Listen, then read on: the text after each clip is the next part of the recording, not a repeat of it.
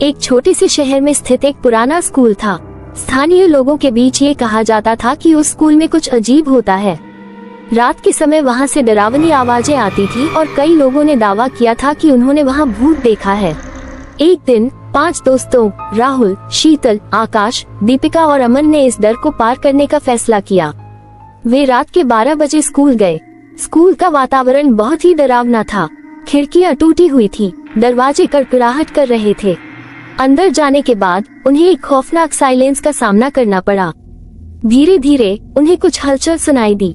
वे एक दूसरे से डर गए।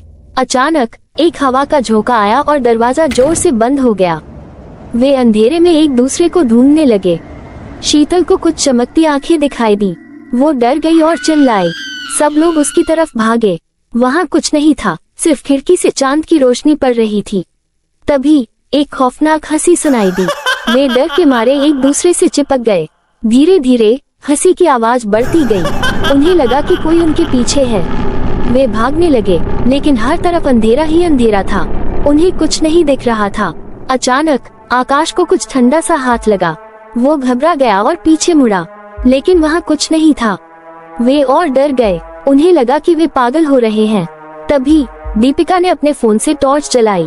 उस रोशनी में उन्होंने देखा कि उनके सामने एक काली छाया खड़ी है। वो धीरे धीरे बढ़ रही थी। दोस्तों के होश उड़ गए। वे भागने लगे, लेकिन छाया भी उनके पीछे थी। वे एक दूसरे से दूर हो गए। अंत में उन्हें स्कूल से निकलने का रास्ता मिल गया। वे बाहर भागे और पीछे मुड़कर देखा। स्कूल में से एक चीख सुनाई दी और फिर सब कुछ शांत हो गया। वे घर पहुंचे, लेकिन उनके मन में डर अभी भी था। उन्होंने कभी नहीं बताया कि उस रात उन्होंने क्या देखा था, लेकिन एक बात तय थी, वे उस स्कूल के पास कभी नहीं जाएंगे।